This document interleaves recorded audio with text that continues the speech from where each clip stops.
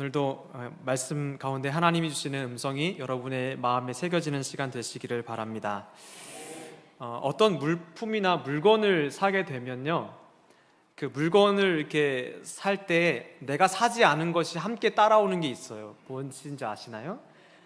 내가 무슨 물건을 사면 항상 그 물건과 함께 무슨 종이가 같이 껴져서 물건에 따라와요. 뭐죠? 제품 사용 설명서라는 거죠. 그래서 이 물건을 어떻게 쓰는 건지, 이거는 어떻게 조립하는 건지, 그리고 뭐 간단한 고장이 있을 때는 어떻게 대처해야 되는지, 뭐 이런 것들이 제품 사용서에 쓰여져 있죠. 그래서 우리는 그것을 보고 때로는 물건을 조립하기도 하고, 또 고장난 부분을 고치기도 하고, 또 사용법을 잘 익혀서 적절하게 사용할 수 있도록 우리가 깨우치도록 이런 사용 설명서가 우리에게 물건을 살 때면 항상 같이 제공됩니다. 하나님께서 사람을 만드시고 인간이 왜 존재하는지, 사람이라는 존재는 무엇을 하고 무엇을 향하며 무엇을 추구하며 살아가야 하는지를 사람으로 하여금 깨닫게 해주고자 하셨어요. 그래서 그것을 이 역사라는 시간 속에서 이야기라는 구조에 담아서 우리에게 전해주셨어요. 그것이 무엇이냐면 성경입니다. 성경은 역사 속에서 일어난 일들을 이야기라는 형식으로 담아서 사람이 왜 이 땅에 존재하는지, 사람은 어떻게 살아야 하는지를 설명해 주는 책인 것이죠. 그래서 성경책은 우리가 인간 사용 설명서 이렇게 이름을 붙일 수도 있을 것 같아요. 성경을 보면 하나님이 우리를 왜 지으셨는지, 우리는 어떻게 살아야 하는지를 알 수 있게 되기 때문이죠. 그래서 우리는 성경 읽으면서 우리의 삶을 교정하게 되고, 가치관, 세계관, 어떤 삶을 향한 자세나 태도, 이 땅을 바라보는 시선이나 나라는 존재의 의미, 그리고 어떻게 하면 잘 살 수 있는지, 이런 것들을 말씀 속에서, 성경 속에서 확인하게 됩니다. 그런데 이렇게 말씀이 주는 가르침과 우리가 삶에서 세상 가운데서 얻어지는 어떤 그런 방식과는 좀 큰 차이가 있다는 것을 우리가 성경을 보면서 이해하게 되죠. 우리가 살면서 이해하는 방식과 하나님이 우리에게 말씀하시는 것이 조금 달라요. 오늘 우리가 나눌 형통이라는 주제도 그렇습니다. 인간이, 사람이 형통을 원하고 좋아하는데, 이 형통은 성공이라고 부르기도 하고 번영이라고 부르기도 하고 번성, 그리고 복이라고 이야기하기도 합니다. 대체적으로 이 내용을 풀어서 이야기하면 형통은 내가 원하는 모든 것이 잘 되어져 가는 것을 형통이라고 이렇게 설명할 수 있을 겁니다. 우리가 오늘 본문을 함께 읽었는데, 창세기 39장의 말씀을, 여기서 등장하는 요셉은 형통의 사람이라고 이렇게 별명 붙여지는 사람입니다.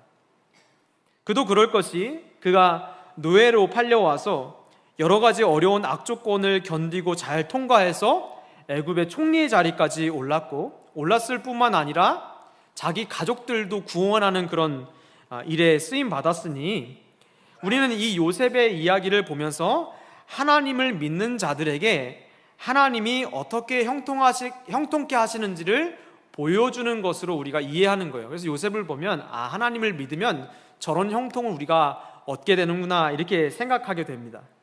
그런데 우리가 대체로 주목하는 어떤 이런 성공은 대부분 다 보여지는 것 안에서의 성공으로 이해합니다.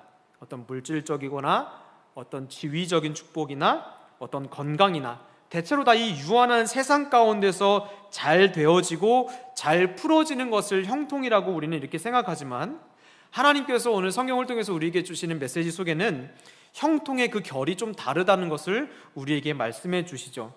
오늘 읽은 말씀 2절 3절 말씀을 다시 보시면, 여호와께서 요셉과 함께 하심으로 그가 형통한 자가 되어 그의 주인 애굽 사람의 집에 있으니 그의 주인이 여호와께서 그와 함께 하심을 보며 또 여호와께서 그의 범사에 형통하게 하심을 보았더라 라고 증언합니다. 오늘 본문 말씀 속에서 요셉이 형통한 자가 되었다라고 이야기하는데, 그 형통한 자가 된 것에 대한 출처를 우리에게 제공해 주죠. 요셉이 그의 삶에서 누렸던 어떤 성공, 복들은 바로 형통하게 하시는 분과 함께 있었기 때문에 얻어진 것이라 이렇게 이해하는 거죠. 하나님이 그와 함께 하셨다. 다시 말하면 하나님이 형통의 주인이라는 거예요. 형통의 주인이신 하나님이 요셉과 함께 계셨기 때문에 그가 이 땅에서 어떠한 복의 형태를 누릴 수 있었다는 것이죠. 제가 설교를 시작할 때 형통의 의미를 내가 원하는 모든 것이 잘 되어져 가는 것을 형통이라고 보통 부른다라고 말씀을 드렸는데, 하나님께서 말씀하시는 형통은 내가 원하는 것이 잘 되어져 가는 것이 아니라 하나님이 원하시는 것이 내 삶을 통해 이루어지는 것을 형통이라고 말씀하신다는 것을 기억해야 됩니다. 그러니까 하나님이 사람에게 말씀하시는 어떤 형통의 초점은 무엇이냐면, 사람이 하나님의 뜻을 따라 살아갈 때 하나님은 그것을 형통으로 간주하신다는 거예요. 그것을 사람의 성공이라고 보신다는 거죠. 그러므로 성도에게 형통은 내가 원하는 모든 것을 마음껏 누리는 것이 아니라 하나님이 원하시는 것을 내 삶으로 이루어가는 것이 형통이라는 사실을 이해해야 됩니다. 사랑하는 개포교회 성도 여러분, 그리스도인의 형통은 예수님이 원하시고 기뻐하시는 것을 내 삶으로 이루어가는 것임을 기억하시고, 하나님이 무엇을 원하시는지 헤아리고 그 뜻을 이루어가는 은혜가 있으시기를 예수님의 이름으로 축복합니다. 그럼 이제 하나님께서 사람을 지으시고 우리에게 어떤 삶을 기대하셨는지, 하나님이 우리에게 원하시는 것이 무엇인지 그것을 알아야 되겠죠. 이것에 대한 말씀을 우리가 창세기 1장 32절 말씀을 보면서 생각해 볼 수 있습니다. 하나님이 지으신 그 모든 것을 보시니 보시기에 심히 좋았더라. 저녁이 되고 아침이 되니 이는 여섯째 날이니라. 방금 읽은 말씀은 세상이 지어질 때의 이야기입니다. 하나님께서 하늘과 땅을 지으시고 그 안에 아름다운 것들을 채워 넣으실 때의 이야기인데, 첫째 날, 둘째 날, 셋째 날 계속해서 땅에 무엇인가를 만드시고 창조하셨어요. 하늘과 땅 안에 하나님이 모든 것들을 준비해 놓으셨습니다. 그리고 마지막 여섯째 날에 사람을 지으시고는 사람에게 땅의 모든 것을 다스리고 통치하도록 말씀하셨죠. 그리고 그 마지막에서야 하나님이 보시기에 심히 좋았다라고 말씀하십니다. 그러니까 기록을 보니까 모든 것을 보시니 보시기에 심히 좋았더라라고 기록되어 있기 때문에 창조된 모든 것이 완벽하게 자리했기 때문에 하나님이 너무 좋아하셨다라고 생각하기 쉽습니다. 그러니까 만들어진 모든 것이 딱 적재적소에 있어서 하나님이 기뻐하셨다라고 생각하기 쉽지만, 사실 첫째 날부터 여섯째 날까지 하나님이 이 모든 것들을 지으신 이유가 뭘까요? 왜 그렇게 하나님 심혈을 기울여서 창조하셨나요? 사람 살게 하시려고. 그렇죠. 이 모든 것들을 아름답게 창조하신 이유는 결국은 사람을 살게 하시려고 지으신 거예요. 그러니까 하나님의 초점이 어디 있습니까? 사람에게 있죠. 그러니까 하나님이 심히 좋아하신 이유는 무엇이냐면 사람 때문에 좋아하신 거예요. 사람 때문에. 하나님은 사람을 다른 피조물과 달리 매우 특별하고 독특하게 창조하셨어요. 그래서 하나님이 이 사람을 위해서 모든 것들을 준비하신 거예요. 그러니 여섯째 날에 모든 것을 완성하고 그 자리에 사람을 딱 세워놓으셨을 때 하나님이 너무 좋으신 거예요. 왜냐? 자기 형상을 따라서 사람을 만들고 그 안에 놓았기 때문이죠. 창세기 1장 26절에서 27절 말씀에 하나님이 이르시되 우리의 형상을 따라 우리의 모양대로 우리가 사람을 만들고 그들로 바다의 물고기와 하늘의 새와 가축과 온 땅과 땅에 기는 모든 것을 다스리게 하자 하시고, 하나님이 자기 형상 곧 하나님의 형상대로 사람을 창조하시되 남자와 여자를 창조하셨다라고 기록하죠. 사람을 독특하게 만드셨어요. 어떻게 만드셨다고 기록합니까? 하나님의 형상을 따라 빚었다, 이렇게 성경이 기록하고 있어요. 오직 사람에게만 해당되는 표현이에요. 많은 창조물들이 있었지만 어떤 창조물도 이렇게 표현하지 않아요. 오직 사람에게만 하나님이 자기 형상을 따라 창조했다, 이렇게 표현합니다. 여러분, 거푸집이랑 틀을 아시죠? 어떤 물건이나 구조물을 만들 때 그 구조물을 완성하기 위한 틀로 우리가 거푸집 이런 걸 사용하고 그 안에 뭐 어떤 물체를 넣으면 물건들이 만들어지잖아요. 하나님이 사람을 만들 때 무엇으로 거푸집을 삼으셨냐면 자기를 거푸집으로 삼았다는 거예요. 세상의 다른 피조물들은 그냥 하나님이 당신의 계획을 따라 그냥 만드셨는데 사람은 그 틀을 누구로 했다고요? 하나님으로 틀을 짰어요. 그러니까 하나님의 형상으로 짰다는 것은 하나님이 틀이 되어져서 하나님을 기준으로 사람을 그렇게 본따서 만들었다는 거예요. 그러니까 얼마나 특별하게 지었냐는 것을 우리에게 말씀해 주고 있는 것이죠. 그렇게 하나님은 세상에서 자기보다 귀한 게 없는데 신이신 그분보다 자기를 틀로 삼아서 사람을 지었으니 사람을 얼마나 좋아하시겠어요? 이 사람 지은 것을 얼마나 기뻐하셨겠어요? 그래서 이 내용을 내용을 정리하면 하나님이 기뻐하시고 원하시는 것은 단순히 세상이 아름답게 만들어졌기 때문이 아니라 그 아름다운 터전을 살아갈 하나님의 형상인 사람을 너무 좋아하셨다는 것을 창세기 말씀을 통해서 우리가 알게 되고, 여기서 인간을 지으신 이유, 하나님이 인간에게 원하셨던 삶의 단초, 실마리를 발견하게 되는데, 그것은 무엇이냐면 사람은 하나님을 닮아야 한다는 것을 우리에게 말씀해 주는 거예요. 왜냐? 처음부터 사람을 하나님으로 틀을 짰기 때문이에요. 그러니까 하나님이 기대하는 건 뭐예요? 사람이 하나님 닮은 존재로 사는 것을 원하셨던 거예요. 하나님이 너무나도 원하시고 기뻐하시는 것은 바로 사람이 하나님 닮아 살아가는 것. 이게 하나님이 처음에 꿈꾸시고 계획하셨던 인간의 창조의 이유인 거예요. 그런데 이런 하나님의 놀라운 기대는 사단의 간교한 미혹으로 인해서 사람에게 온전히 전달되지 못했습니다. 그래서 하나님이 자기가 직접 틀이 되어서 창조된 인간은 마땅히 하나님을 닮아가야 할 사람이었지만 오히려 하나님과 가장 먼 존재가 되었고, 그렇게 하나님을 떠난 상태를 우리가 뭐라고 표현하죠? 죄라고 표현하는 거예요. 그러니까 우리에게, 하나님이 볼 때 우리에게 죄는 뭐냐면 하나님을 지구상에서 가장 많이 닮아야 했던 인간이 하나님과 가장 멀어지게 되었다는 것을 의미하는 거예요. 마음에 하나님 모시기를 거부하고 자기 개인의 형통과 성공을 추구하며 하나님 닮아가기를 거부하는 인간을 보시고 하나님이 얼마나 마음 아파하셨을지 한번 여러분 생각해 보세요. 공을 들여도 이렇게 공을 들일 수가 없어요. 자기를 틀로 짰으니 얼마나 섬세하게 지으셨겠어요. 근데 이 사람이 그렇게 기대와는 달리 살아갈 때 하나님을 마음속에서 보내고 자기가 원하는 삶을 살아가는 이 인간의 모습을 보면서 하나님 얼마나 가슴이 아프셨을까요? 창세기 6장 5절에서 7절 말씀 보시면, 여호와께서 사람의 죄악이 세상에 가득함과 그의 마음으로 생각하는 모든 계획이 항상 악할 뿐임을 보시고 땅 위에 사람 지으셨음을 한탄하사 마음에 근심하시고 이르시되 내가 창조한 사람을 내가 지면에서 쓸어버리되 사람으로부터 가축과 기는 것과 공중의 새까지 그리하리니 이는 내가 그것을 지었음을 한탄하매니라 하시더라. 하나님이 인간을 창조하신 지 불과 얼마지 않아서 가장 하나님을 닮아야 한 인간이 가장 하나님과 멀어진 인간의 모습을 보았어요.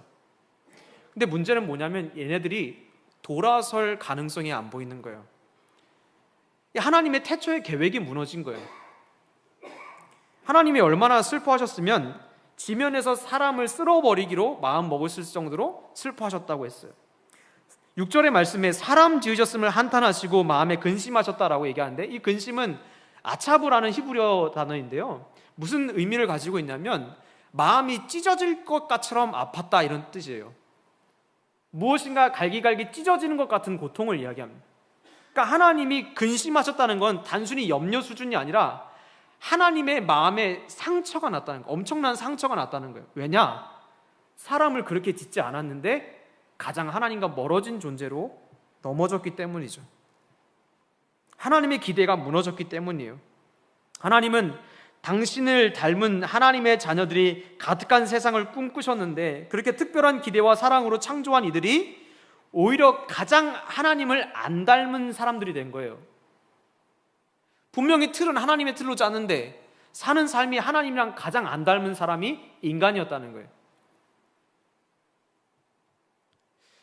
이 사실을 통해서 우리는 하나님이 무엇을 가장 원하셨는지를 다시 한번 확인하게 되죠. 하나님은 자기 닮은 사람을 너무 찾고 싶어 하시는 거예요. 인간은 그를 위해서 창조된 거예요. 하나님을 닮은 사람으로 하나님의 형상으로 살아가기를 주님이 원하셨다는 것이죠. 그것이 하나님이 우리를 향한, 사람을 향한 기대예요. 사람은 하나님 닮아서 하나님의 형상대로 살아야지. 이게 하나님의 뜻이었던 거예요. 오늘 말씀으로 돌아와서 사람은 내가 원하는 것을 이루는 형통, 복, 성공을 원하지만 우리를 지으신 하나님은 우리가 하나님의 뜻을 행하는 것을 곧 성공, 복, 형통이라고 말하신다는 거예요. 이게 달라요. 세상이 말하는 형통과 하나님 보실 때의 형통의 기준이 달라요. 우리가 세상의 물질적인 형통이 전부인 것으로 착각하면 이것은 마치 비유를 들면 이와 같은 거예요. 핸드폰을 사준 아빠는 안중에도 없는 자녀의 모습. 공감이 되시죠? 자녀가 아빠 엄마 찾아와서 나 이거 너무 사고 싶어. 이거 나 사주면 안 돼? 이렇게 아주 온갖 아양을 다 떨고 평소에 없는 애교를 막 온몸에서 끄집어내면, 가식적이라는 건 알지만 어떡합니까? 이 가식덩어리 막 이렇게 얘기합니까? 알아도 부모의 마음이라는 것이 엔간하면 사주고 싶은 것이죠. 그런데 여러분, 그렇게 사주고 나면 어떻게 돼요? 사주는 즉시로 부모는 삭제예요. 이해 가시죠? 여러분도 겪어보셔서 아실 거 아니에요. 무엇인가를 사주면요, 사준 주인이 여기 있는데 그 순간부터 주인은 없어. 내가 주인이야. 그죠?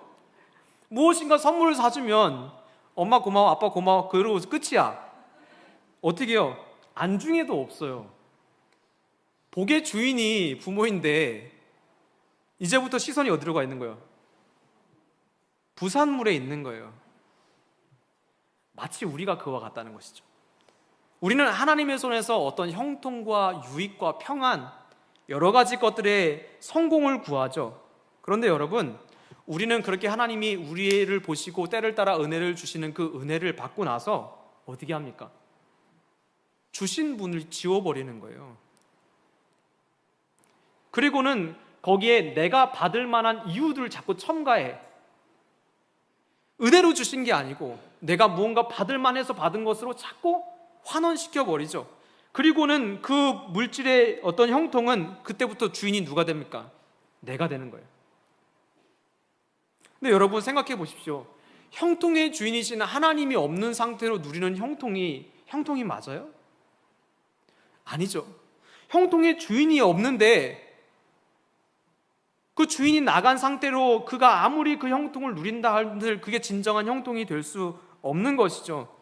오늘 본문은 그런 부분에서 우리에게 깨달음을 주는데요. 3절 말씀 다시 읽어보시면 그의 주인이 여호와께서 그와 함께 하심을 보며 또 여호와께서 그의 범사에 형통하게 하심을 보았더라. 이 말씀 그대로 읽어도 참 귀한 말씀이에요. 하나님이 함께 하시면 하나님이 우리의 삶을 형통하게 하신다. 이런 은혜로운 말씀으로 적용될 수 있죠. 이런 해석도 좋은 방법이지만 조금 본문을 다르게 읽어보면 또 다른 은혜가 우리에게 있어요. 히브리어는 옛날 고대어고 좀 번역상의 해석상의 어려움이 있기 때문에 이 해석하는 과정에서 조금 다르게 읽어낼 수 있는 부분들이 있어요. 우리 한글 성경에는 그의 주인이 여호와께서 그와 함께 하심을 보았다 이렇게 기록하고 있지만 고대 이 히브리어를 공부했던 고대 랍비들은요 이 성경을 어떻게 읽어냈냐면 보디발이 여호와가 요셉인 것을 보았다 이렇게 썼어요. 우리는 그의 주인이 여호와께서 그와 함께 하심을 보았다 이렇게 쓰지만 이 고대 랍비들은요 이 보디발, 그의 주인 보디발이 여호와가 요셉인 것을 보았다 이렇게 써요. 이게 무슨 말이죠? 여호와가 요셉이라니 무슨 말도 안 되는 이야기 같지만 조금만 더 묵상해 보면 아주 어려운 이야기는 아니죠. 무엇이냐면 이 보디발의 눈에 요셉의 삶을 통해서 하나님이 보였다는 거예요. 이 얘기하는 거예요. 창세기 1장의 표현을 따라 표현하면 보디발에게 요셉은 하나님의 형상으로 보여진 거예요. 근데 여러분 한번 생각해 보세요. 보디발은 누구냐면 당시 이집트의 바로의 시위 대장이었어요. 그러니까 세상 권위로 따지면 완전 하이 클래스에 있는 사람이죠. 요셉은 어디 있어요? 그 보디발 시위 대장의 노예예요. 그 노예 종이죠. 팔려와가지고 그 시위 대장 집에서 가장 막내로서 종노릇하던 사람이었어요. 그러면 여러분 한번 생각해 보세요. 상식적으로 이 어떤 부의 정점이나 어떤 권력의 정점에 있었던 이 시위 대장이 노예를 보면서 형통을 이야기하는 게 이게 말이 돼요? 오히려 반대로 이야기해야 되잖아요. 근데 오히려 애굽의 시위 대장이었던 보디발이 자기 집에 제일 어린 노예 요셉을 보면서 형통을 말합니다. 그리고는 뭐라고 하냐면 보디발이 여호와가 요셉인 것을 보았다. 요셉의 삶에서 하나님을 보았다는 거예요. 자기의 집에 한낱 노예에 불과한 이 어린 소년의 삶에서 하나님을 보았다는 거예요. 엄청난 표현입니다. 요셉은 비록 종이고 노예였지만 그의 삶은 하나님이 살아계심을 보여주는 통로였다는 거예요. 그래서 보디발은 요셉을 보면서 그 뒤에 하나님을 보는 거예요. 그래서 그의 삶은 그가 믿는 신을 증명하고 있었다는 표현이 되는 거예요. 노예 출신인 요셉이 노예의 삶을 살면서 시위 대장에게 하나님을 보여주었어요. 이 요셉은 그러니 보디발에게 가장 큰 칭찬을 얻는 표현이었던 거예요. 나에게 하나님을 보여준 사람인 거예요. 이 말씀을 묵상하면서 하나님이 요셉을 세워주실 수밖에 없는 이유를 조금이나마 짐작하게 됩니다. 요셉은 아주 확고하게 자기의 성공을 위한 삶이 아니라 요셉은 자기 삶을 통해서 누구를 보여주는 걸 살았어요? 하나님을 보여주는 삶을 살았다는 거예요. 자기의 삶, 언어, 자기의 어떤 성품과 인격 속에서 하나님을 보여주는 삶, 하나님을 닮아가는 삶을 보디발에게 보여준 것이죠. 그렇습니다. 하나님의 백성은 마치 요셉과 같은 삶으로 부름받은 존재들이에요. 요셉의 얼굴을 속에서 보디발이 하나님의 얼굴을 본 것처럼 하나님이 우리를 왜 빚으셨느냐? 저와 여러분의 얼굴을 보면서 하나님을 보게 하시려고 하는 거예요. 누가? 믿지 않은 이들이, 우리 주변의 영혼들이, 믿음이 없는 자들이 믿는 자들의 삶을 보며 하나님을 보게 하시려고 하나님 우리를 당신의 형상, 자기 틀로 짰다는 거예요. 왜냐? 자기 틀로 짜야 자기를 잘 드러낼 거 아니에요. 그렇죠? 우리의 손과 발, 우리의 행함과 모습을 통해서 하나님은 자기를 드러내는 삶으로 우리를 초청하시는 거예요. 그러므로 우리는 끊임없이 하나님을 닮아가고 그분의 형상을 따라 살며 하나님의 성품과 인격을 드러내는 삶을 살아가야만 하는 거예요. 이것은 선택의 문제가 아니라 하나님이 애초에 우리를 인간으로 창조하실 때 매뉴얼한 사용 설명서의 목표예요. 사람은 하나님을 닮아 살아야 된다. 사람은 하나님의 얼굴을 대신하는 존재라는 것을 우리에게 말해주고 있는 거예요. 사랑하는 개복의 성도 여러분, 하나님께서 원하신 것은 바로 우리가, 저와 여러분이 이 땅에서 하나님의 얼굴을 대신하기를 원하시는 거예요. 바라기는 저는 여러분 모두가 여러분 주변 사람들에게 여러분의 얼굴이 하나님의 얼굴로 비춰지게 되시기를 예수님의 이름으로 축복합니다. 요한복음 14장 8절에서 9절 말씀 보시면 빌립이 이르되 주여 아버지를 우리에게 보여주옵소서 그리하면 족하겠나이다. 예수께서 이르시되 빌립아 내가 이렇게 오래 너희와 함께 있으되 내가 나를 알지 못하느냐? 나를 본 자는 아버지를 보았거늘 어찌하여 아버지를 보이라 하느냐? 빌립이 예수님을 따라 살았지만 그래도 하나님이 궁금하니까 하나님 좀 보여주세요 이렇게 얘기했어요. 그러니까 예수님이 이렇게 말씀하시죠. 야, 내가 이렇게 옆에 가까이 있었는데 아직도 몰라? 그러면서 얘기하죠. 나를 본 사람은 아버지를 보았다 이렇게 얘기하세요. 이 표현이 뭐예요? 예수님의 삶이 아버지의 얼굴을 보여주는 삶이었다는 거예요. 예수님은요, 이 땅에 오셔서 우리의 죄를 대신 지시는 대속의 사역을 감당하시려고 이 땅에 오셨죠. 우리의 죄를 담당하시는 십자가의 사건을 우리에게 허락하시기 위해서 우리에게 오셨지만, 이 사역 말고 또 한 가지 중요한 사역을 목표로 가지고 이 땅에 오셨는데, 그것이 무엇이냐면 바로 예수님의 삶을 통해서 하늘 아버지를 보여주는 거예요. 그러니까 단순히 죄를 대속하는 문제뿐만 아니라 예수님이 참 신이지만 참 인간으로 인간이 되셔서 이 땅에 오신 이유는 죄의 문제를 해결할 뿐만 아니라 죄의 문제를 해결받은 주의 백성이 하나님을 어떻게 나타내야 될지, 어떻게 하나님의 얼굴을 대신하며 살아갈지를 친히 모범으로 보여주시려고 이 땅에 오셨다는 거예요. 그러므로 우리가 예수님에 대해서 생각할 때 단순히 죄의 문제만이 아니라 우리를 하나님의 형상, 하나님을 닮은 자가 되게 하시려고 이 땅에 오셨다는 이 두 가지 사실을 늘 놓치면 안 되는 거예요. 우리는 이렇게 대속의 사역과 하나님 아버지를 드러내는 모범의 사역, 이 두 가지를 합쳐서 뭐라고 표현하냐? 구원이라고 표현하는 거예요.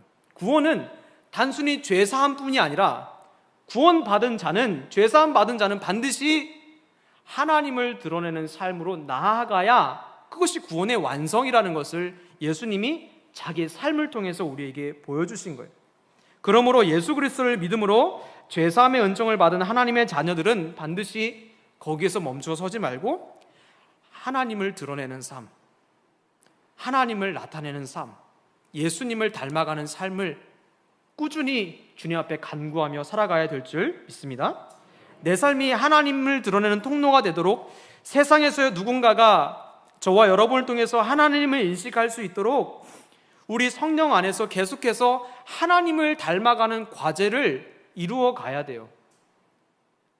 그래서 우리는 죄사함의 은총이 구원의 완성이 아니라 죄사함의 은총은 어디요? 구원의 시작이에요. 그런데 여러분, 많은 그리스도인들이 죄사함의 은혜에만 머물러 있어요. 예수 믿고 내 죄사함, 죄의 문제 해결받고 구원받으면 더 이상 앞으로 나아갈 생각을 안 합니다. 늘 여전히 자기의 유익과 자기가 원하는 것들을 추구하면서 살아가며 하나님 닮아가는 길에는 멈추어 있어요. 왜냐? 이것을 구원의 연장선으로 이해하지 않기 때문이에요. 여러분 한번 생각해 보세요. 또 자녀의 얘기를 또 해야 되겠네요.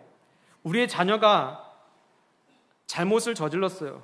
그런데 아주 닭똥 같은 눈물을 흘리면서 잘못했다고 와가지고 무릎 꿇고 싹싹 빌면 뭐 안 용서해 줄 부모님이 어디 계세요?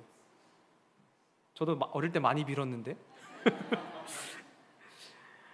몇 번 잘못해도 정말로 이렇게 부모에게 잘못을 뉘우치면요, 용서하지 않을 부모가 어디 있겠어요. 그런데 여러분, 이 자녀가 똑같은 잘못을 100번, 1000번, 시간이 지나도 나이가 들어도 똑같이 잘못을 저지른다고 한번 생각해 보세요. 어때요? 여전히 자녀를 안 사랑하는 건 아니죠. 너무 사랑하는데 100번, 1000번 똑같은 문제를 가지고 맨날 와서 잘못했대. 다시는 안 그러겠다고 하고 또 가가지고 또 그렇게 살아요. 또 와가지고 이제는 다시는 안 그러겠다고 하고 또 나가요. 그럼요, 한두 번은 그렇지만 100번, 1000번 넘어가면요, 부모님 마음이 어떻겠어요? 너무 아픈 거예요.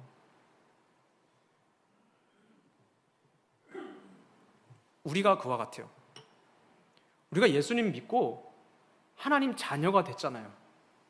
자녀가 됐으면 하나님 안에서 믿음으로 죄의 문제가 해결받았잖아요. 그러면 이제는 늘 죄의 문제에 허덕이는 게 아니라 뭐 해야 돼요? 성장하고 성숙해서 부모의 마음도 알아주고 부모의 심정도 이해해주고 부모의 기쁨이 되고 부모의 자랑이 되는 순간으로 나아가고 성장해야 되는 거예요. 그렇죠? 이게 부모가 원하는 것인데 하나님도 그와 같아요. 그런데 그리스도인 중에 많은 사람들이 어떻게 했냐? 늘 죄의 문제 앞에만 머물러 서 있는 거예요. 성장을 포기했어요. 우리의 구원의 완성이 거기가 아니고 시작이며 하나님의 성품에 참여하며 그분의 인격과 성품을 배워가고 닮아가며 하나님의 성품, 하나님의 형상을 내 마음에 채워가야 되는데 늘 우리는 죄의 자리에서 빙빙 돌고 있는 거예요.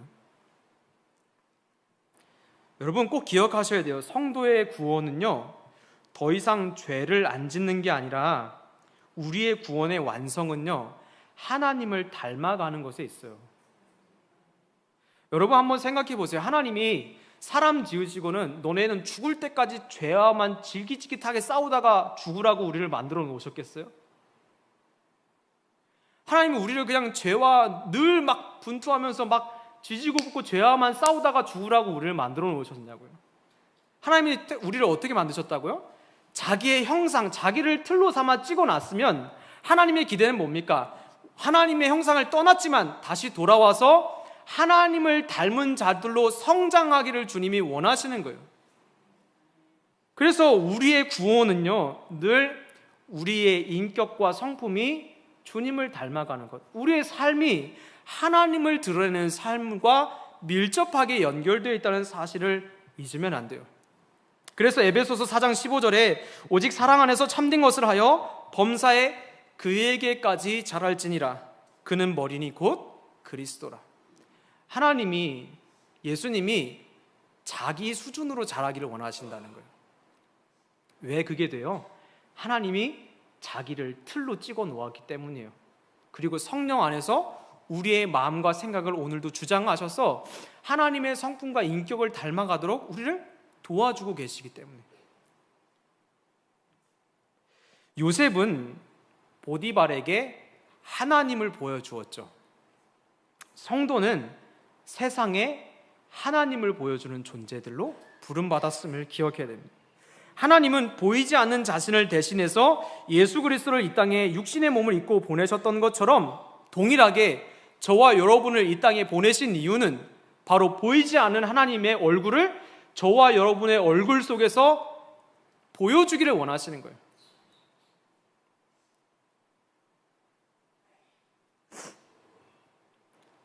그렇게 하나님은 오늘도 우리를 향한 그런 기대를 갖고 있는 거야. 그냥 단순히 죄의 문제에 그렇게 허덕이며 사는 존재가 아니라 이제는 하나님을 어떻게 하면 좀 더 닮아갈 수 있을까? 물론 죄에 늘 넘어지기도 하지만 거기에 머물러 있으면 안 돼요. 늘 우리의 시선은 그럼에도 불구하고 하나님을 어떻게 닮아갈 수 있을까? 우리는 이 땅의 물질적인 형통만을 구하며 살아가도록 창조된 것이 아니고 하나님을 닮아가는 삶으로 부름받았다는 사실을 늘 기억해야 됩니다. 우리가 하나님을 닮아갈 때 세상은 우리를 통해 하나님을 발견하고 그렇게 하나님은 내 삶을 통해 기쁨과 영광을 받으시고 그리고 하나님은 그렇게 당신의 형상인 주의 자녀들을 영원토록 형통의 길로 인도하신다는 것이 성경이 우리에게 말해주고 있는 성경의 형통의 흐름들이에요. 그러므로 성도의 참된 형통, 성공은 바로 나를 통해 하나님의 형상을 닮아가는 삶임을 믿음으로 받으시기를 축복합니다. 꼭 기억하세요. 꼭 우리의 형통은요, 하나님을 닮아가는 거예요. 하나님의 형상을 드러내는 거예요. 그래서 그리스도인들에게 삶은 너무 중요해요. 우리의 삶에서 우리의 삶은 하나님의 입술이 되기도 하고 하나님의 손이 되기도 하고 하나님의 발이 되기도 하고 하나님의 얼굴이 되기도 하기 때문에 사람들은 우리의 얼굴을 보며 우리가 믿는 신의 얼굴을 유추해냅니다. 아, 하나님은 이런 분이시구나. 하나님 참 좋으신 분이시구나. 하나님 정말로 사랑이시구나. 이거 보이지 않는 하나님을 어떻게 감지합니까? 우리를 통해서 하나님이 자신을 드러내시기 때문이죠.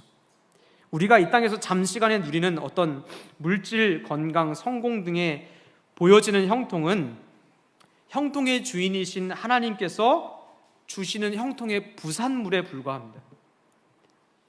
그러므로 우리에게 형통은 뭐냐면 주님 그 자체가 형통이고 주님을 닮아가는 것이 형통이에요. 왜냐하면 주님이 형통이니 그 형통을 닮아가는 거예요, 우리가. 그래서 인간에게 성공, 인간에게 형통은 바로 하나님을 닮아가는 것, 이것보다 더 우월한 형통은 없습니다. 하나님이 오늘도 저와 여러분을 그렇게 부르시는 거예요. 여러분 한번 가만히 한번 생각해 보세요. 우리같이 부족하고 연약하고 불완전한 존재가 하나님을 드러내는 삶이 이 가당키나 한 표현인가요? 아무리 하나님의 형상 우리가 빚음받았다 하지만 우리가 우리를 알죠. 우리는 참 불완전하고 우리의 한치 앞날도 알 수 없고 늘 우리의 마음은 수시로 변하고 잘 무너지고 쓰러지는 이렇게 불완전한 보이는 우리의 존재가 어떻게 완전하신 하나님의 얼굴을 대신하겠어요? 말이 안 되는 소리잖아요. 그런데 하나님은 오늘도 이렇게 불완전한 우리를 성령으로 도우시면서 하나님의 형상을 완성하도록 기꺼이 도와주십니다. 그리고는 하나님은 다른 어떤 것이 아니라 사람의 얼굴 속에서 자기의 얼굴 드러내는 걸 부끄러워하지 않으세요. 내가 너를 통해 영광 받고 싶다. 이 하나님 마음. 내가 너의 얼굴 속에 내 얼굴을 좀 보여주고 싶다. 이 하나님 기대. 이렇게 부족하고 연약한 우리를 하나님은 기꺼이 다듬으시고 성령 안에서 변화시키셔서 하나님의 얼굴이 되게 우리를 사용해 주십니다. 죄인된 우리가 완전하신 하나님의 얼굴을 나타낸다는 것 이 자체가 그러므로 어마어마한 형통이에요. 불완전한 우리가 완전한 하나님의 얼굴을 대신한다. 하나님이 이 땅에서 사람의 삶을 통해서 하나님을 계시한다? 엄청난 표현이에요. 하나님이 주시는 놀라운 은총이자 축복이에요. 내가 하나님의 얼굴을 대신한다는 것. 디모데전서 1장 15절에서 16절 말씀에 미쁘다 모든 사람이 받을 만한 이 말이요 그리스도 예수께서 죄인을 구원하시려고 세상에 임하셨다 하였도다. 죄인 중에 내가 괴순이라. 그러나 내가 긍휼을 입은 까닭은 예수 그리스도께서 내게 먼저 일체 오래 참음을 보이사 후에 주를 믿어 영생 얻는 자들에게 본이 되게 하려 하심이라. 이거 사도 바울의 고백이죠. 사도 바울이 자기를 뭐라고 표현하냐면 죄인 중에 괴수라고 표현하잖아요. 왜 이렇게 표현하냐면 오늘날로 표현하면 사도 바울은요 초 안티 크리스찬인 거예요. 안티 크리스찬의 괴수인 거예요. 그 꼭대기 우두머리. 예수 믿는 자들, 예수 따르는 자들 잡아 죽이고 핍박하고 그들을 무너뜨리고 와해시킨 일에 가장 앞장섰죠. 그리고 하나님을 자기가 제일 잘한다는 어떤 그런 자만, 자기 의로 가득 차고 자기 지식과 자기 뜻을 신뢰했던 이 바울, 안티크리스찬의 절정이었던 이 바울이 어느 날 갑자기 예수님을 만나고 예수님을 믿는 자가 되었어요. 그리고는 하나님이 단순히 예수 믿는 자가 아니라 사도로 세우셨단 말이에요. 이 사도가 뭐예요? 하나님의 얼굴을 드러내는 대표자로 세우신 거예요. 근데 바울이 스스로 생각하고도 이해가 안 가죠. 왜 세상에 예수 믿는 사람들 쌓이고 많았는데 그런 사람들 사이에서 오히려 안티크리스찬이었던 나, 예수 믿는 자들 핍박하고 죽이던 나, 자기 의로 똘똘 뭉쳐져 있던 나를 왜 하나님이 사도로 세우셨는지 이해가 안 가는 거예요. 왜 수많은 사람들 사이에서 나 같은 사람을 하나님이 자기 얼굴을 드러내는 간판으로 세우셨단 말이에요. 이해가 안 가는 거죠. 그런데 사도 바울이 기도 중에 깨닫게 된 것이 무엇이냐면 내가 너를 왜 세웠느냐? 하나님 안에서 하나님을 믿으면 세상에서 아무리 소망 없는 사람도 하나님의 얼굴을 대신하는 자로 변화시킬 수 있다는 것을 보여주려고 세운 거예요. 그러니까 바울이 뛰어나서가 아니고 로마 시민권을 갖고 있어서도 아니고 학식이 뛰어나서도 아니에요.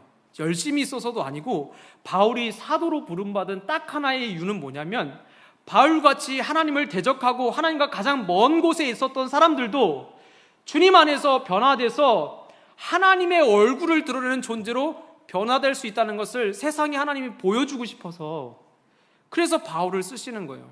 그러니 바울이 자기 생명을 들이지 않을 수가 없는 거예요. 나 같은 사람도 하나님의 얼굴을 드러내는 삶으로 사용하여 주시니까. 그러니 바울에게 하나님의 얼굴을 대신하는 삶, 즉 하나님의 형상을 따라 사는 삶, 주님을 닮아가는 삶은 그것 자체로 형통이고 축복이고 그의 인생의 성공이었던 거예요. 살아가는 개포교회 성도 여러분, 우리는요, 우리의 부족함을 알죠. 그런데 하나님은요, 주님을 신뢰하고 주님을 의지하는 자들을 오늘도 넉넉히 변화시키셔서 세상에 당신의 얼굴로 삼으시기를 부끄러워하지 않으십니다. 그래서 오늘 우리가 예수님을 믿고 하나님을 닮아가는 삶을 살아가야 하는 거예요. 하나님은 오늘도 다른 누구가 아니라 저와 여러분의 삶 속에서 자신을 드러내기를 기뻐하세요. 사랑하는 개포교회 성도 여러분, 사람을 지으신 하나님의 의도를 따라 하나님의 형상을 닮아가는 것이 우리의 삶의 가장 큰 형통, 축복임을 기억하게 되시기를 예수님의 이름으로 축복합니다. 우리의 형통의 기준이 좀 바뀌었으면 좋겠어요. 주님, 내가 정말로 주님을 더 닮아가게 도와주십시오. 내가 하나님의 형상으로 빚어졌는데 그 형상을 온전히 회복하게 늘 주님 안에서 자라가고 내 얼굴 속에 주님의 얼굴이 나타나게 나를 사용하여 주옵소서. 그렇게 기도하며 하나님을 닮아가기를 소원할 때 여러분의 얼굴 속에서 세상 사람들이 하나님을 보게 되는 은총을 누리게 될 줄로 믿습니다.